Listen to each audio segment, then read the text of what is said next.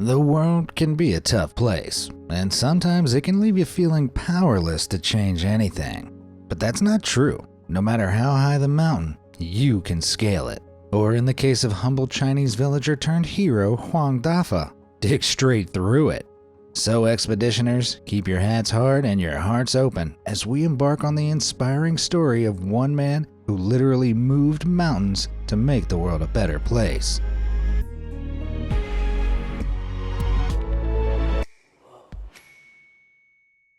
So first things first, who the heck's Huang Dafa? And why was he digging through the mountains? Well, we'll get to that.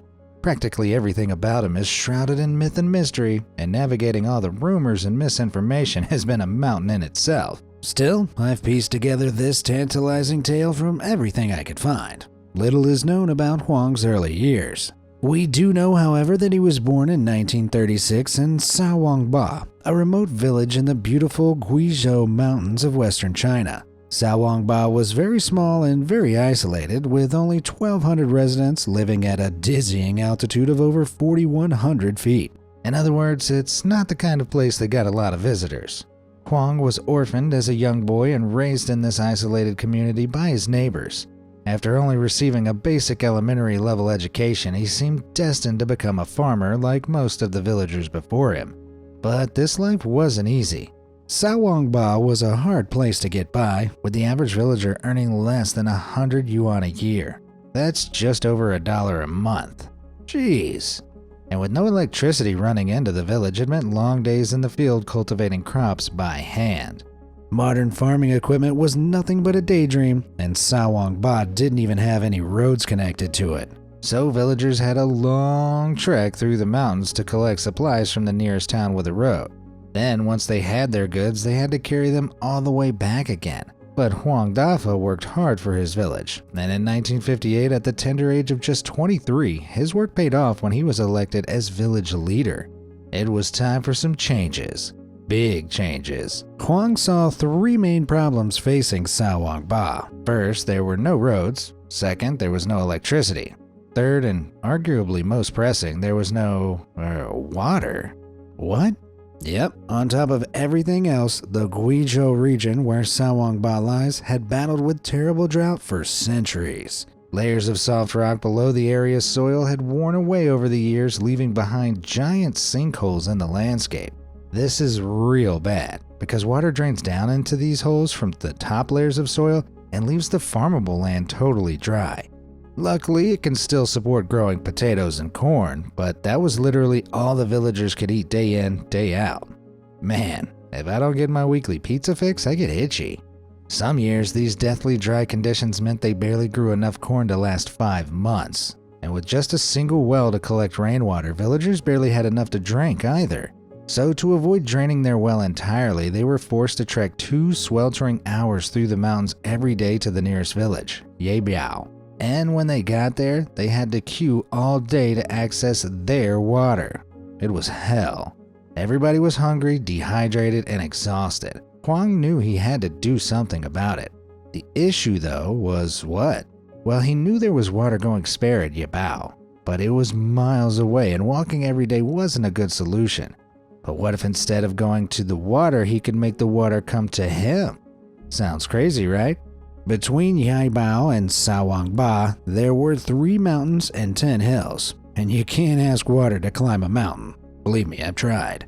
Our boy Huang was stuck between a rock and a high place. So in 1959, with no real plan but a whole lot of motivation, he grabbed his pickaxe, went to the nearest mountain, and started to dig. Yep, he just went ahead and started digging. When people asked what he was doing, he'd simply reply, "Action is better than inaction," and keep going. Want to know the best way you can take action right now? Try hitting those like and subscribe buttons. It's the only way to stay up to date with all my amazing content. You're really gonna dig it. Okay, let's get back to the video. So Huang left the village every morning and headed up the mountain with nothing but his pickaxe and his dream. Because if you can't get the water over the mountains, what's the next best thing to do? Go through them, of course. That's right, his plan was to make a tunnel directly through the middle and channel water from the other side straight to Sawangbao. Right. This would be insanely difficult under the best of circumstances, but Guizhou's mountains aren't even made of ordinary rock. They're formed from super tough basalt rock, which would have been a serious match for Huang's basic hand tools. Basalt is formed when lava rapidly cools, and it's stronger than iron, so breaking through just one rock would be a monstrous arm workout, let alone trying to dig out a whole mountain. Luckily, Huang got hold of a few rudimentary explosives to help him out. Ooh, setting off dodgy explosives? Not for me, thanks. But Huang was willing to do anything for the good of his village. And the other villagers took notice. His extreme effort made them reminisce about an ancient Chinese folktale they were told when they were young about an old man called Yu Gong. It goes a little like this. Many moons ago, Yu Gong lived with his family between two great mountains in China's Yu province. However, the mountains were so impassable that they stopped them from ever leaving their home. So at the grand old age of 90, Yu Gong finally decided it was time to get rid of them. Now I know what you're thinking. You can't just get rid of some mountains. His wife had the same reaction. But that didn't stop Yu Gong, oh no. Determined in his goal, the elderly man gave his sons and grandsons pickaxes and took them to the mountains. There they toiled long and hard, smashing the rock to pieces and throwing it into the sea. Yet even with the whole family working together, a year went by and they still hadn't finished the job. Then one day a wise old man named Zhu Sao laughed at Yu Gong and said, "You're too old and weak. How can you move such a high mountain?" But Yu Gong simply responded, "Even if I am dead, there will still be my children and my children's children. They will go on forever. But these mountains will not grow taller." This caught the attention of the gods of the two mountains, who were afraid that Yu Gong and his family wouldn't stop until they were completely destroyed. They turned to the Emperor of Heaven for help, and the Emperor was so moved by Yu Gong's spirit that he ordered the mountains to be taken away. So Yu Gong and his family got their wish, the mountains were moved, and they were free. Ah, what a beautiful story. It's not about what you achieve, but the effort you put into trying to achieve it. Hard work and determination go a long way. Just like Yu Gong, Huang knew this all too well, so he tirelessly pressed on with his tunnel, chipping away day in, day out. It was backbreaking work, but finally, after a grueling 13 years of hard labor, Huang gasped as his pickaxe broke through the rock and light poured in. That could mean only one thing. He'd done it. And wow, the grass was certainly greener on the other side. When the last stone had been removed, Huang stood back and admired his work. 13 years and 330 feet of hellish toil later, it was all over. But his enjoyment was short-lived. With a creeping dread, he'd realized that even though this side of the mountain was better watered, none of that water was able to flow through his tunnel. Dejected and exhausted, Huang grabbed his pickaxe and began the long trudge back to his village. Despite the disappointment, the tunnel wasn't totally useless. It gave the residents of Sawangba a shortcut through the mountain, but it was far from ideal. Now, I don't know the exact problem with Huang's system, but I can make an educated guess. See, you can't just dig a hole through a mountain and hope that water will flow through it. Channeling water from one location to another depends on gravity. You know, the thing that stops us floating off into space. So getting water to flow downhill is easy. You just dig a little channel and it'll come splashing down. However, when your village is 4,000 feet high, you need the water to do something unnatural, flow uphill. But how the hell do you get that to happen? Well, with a great deal of planning and something called an inverted siphon. This is where you make a body of water first drop down in order to accelerate and generate enough momentum to shoot up a hill on the other side. It's not easy though, and requires some highly accurate mathematical mumbo-jumbo to work properly. Anyway, Huang didn't realize this while making his tunnel, and his story goes quiet after finishing it in 1972. Over the years, he'd built a large family with 2 sons and 6 daughters, so he was obviously keeping himself busy with something. But he never stopped thinking about making things better for his village. And one huge project some 1,000 miles away in Anyang may have given him the inspiration he needed. You see, Anyang had also struggled with severe droughts for many years.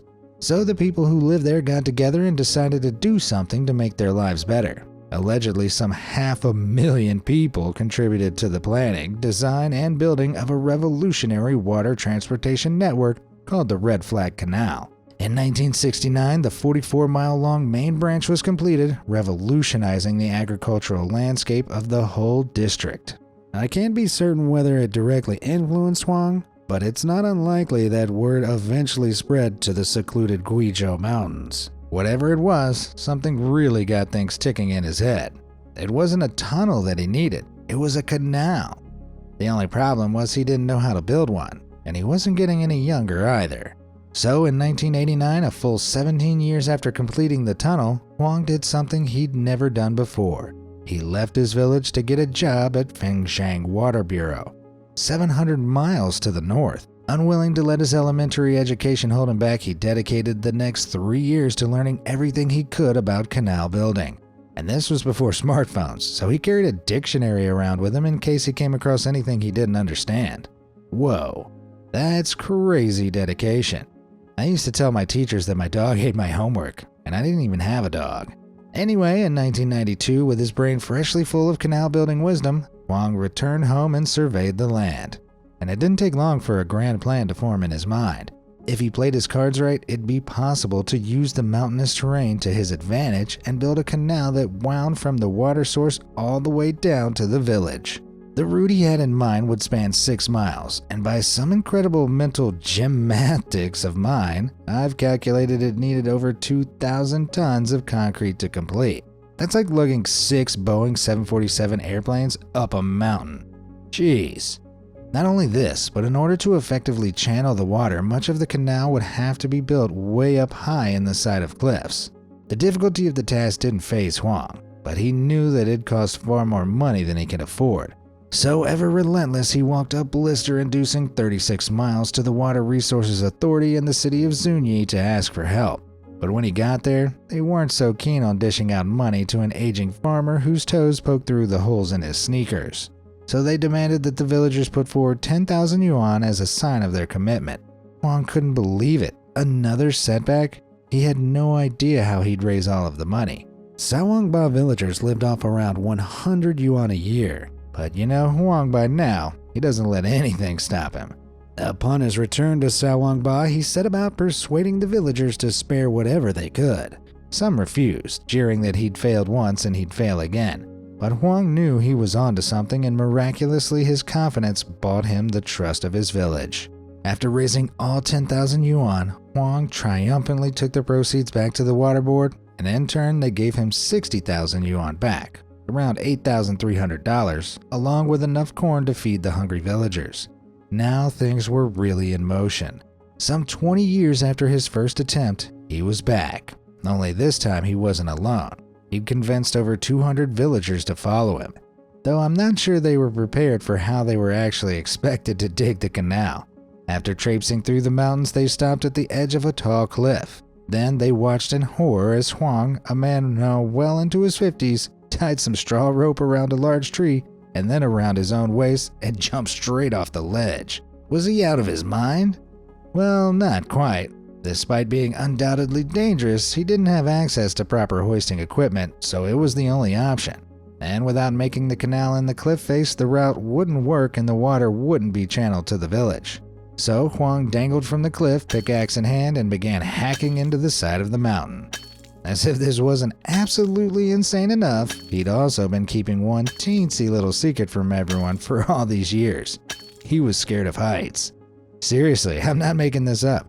Rather than run from his fears though, he knew he had to face them, even if that meant risking becoming a human smoothie at the bottom of a 1,000-foot cliff.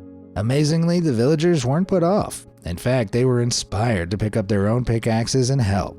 But even with over 200 people digging away, it was still slow progress.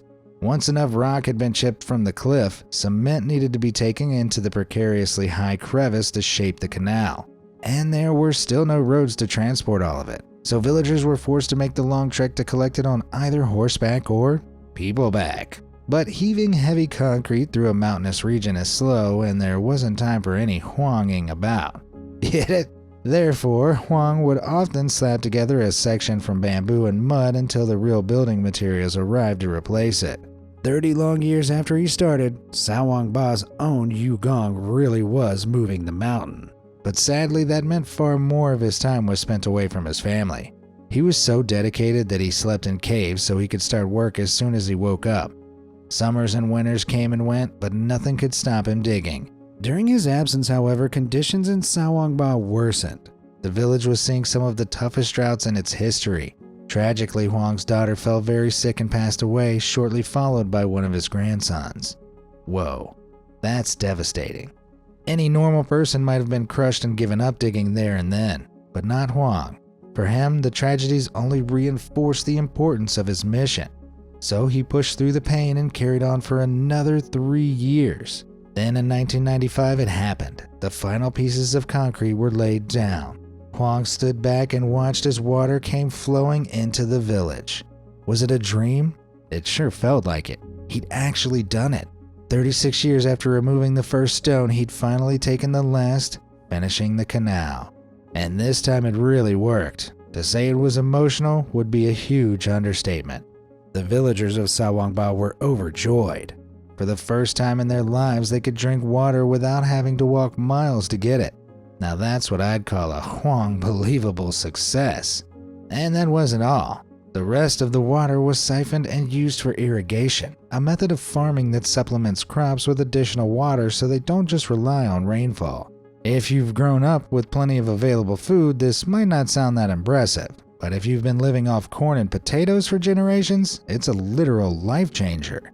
All this extra water meant the villagers could expand the usable farmland by 118 acres, transforming the once barren landscape into a lush green heaven.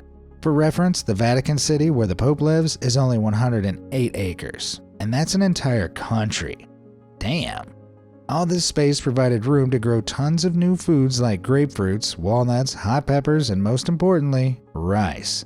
Before the canal, rice was seen as a luxury. Now farmers were producing over 850,000 pounds of it every year. Farming wasn't just something people had to do to survive anymore. It was genuinely profitable. Villagers' income shot up over 68-fold from just $14 a year to almost $1,000 a year. Sheesh. I guess Huang's canal wasn't the only thing making it rain. But remember back at the beginning I said there were 3 plans for the village? The water was just the first stone to be turned. The same year the canal was finished, electricity was brought to the village too, and a new road was built, finally connecting Sawangba to the wider world. Both of the other projects were led by Huang, and somehow he found the time to build a new school too. Come on, does this guy ever take a day off? Maybe he's got mystical powers after all. So what's Huang doing today? Well, since retiring from being village leader in 2003, you'd imagine he'd take a nice long rest, right? Ha! This is Huang we're talking about. Nope. The last I read, he's put down his pickaxe, but he's still going into the mountains even today to check everything's okay with the canal. How unbelievable is that? Even well into his 80s, he's still doing whatever he can to help out his fellow villagers, and they've repaid him by naming it the Dafa Canal in his honor. His legacy, like his life, is up in the mountains helping those who live below. I'm not crying, you are. Okay. Before I sign off, have a think about what you can take from this story. Deep down, we've all got our own mountains, and many of us have no idea how to move them. So we end up paralyzed by indecision and do nothing. Then nothing ever changes. But you don't need to have it all figured out before you start making a change. You've just got to turn up and take that first stone. Then come back the next day and take another. Never give up. As time goes by, you'll notice the mountains start to disappear before your very eyes. Who knows, maybe I could be making a video about you one day. Phew, nothing like a bit of mountain motivation to really get those creative juices flowing. Drop a comment down below telling me what part of Huang's story inspired you the most, and thanks for watching.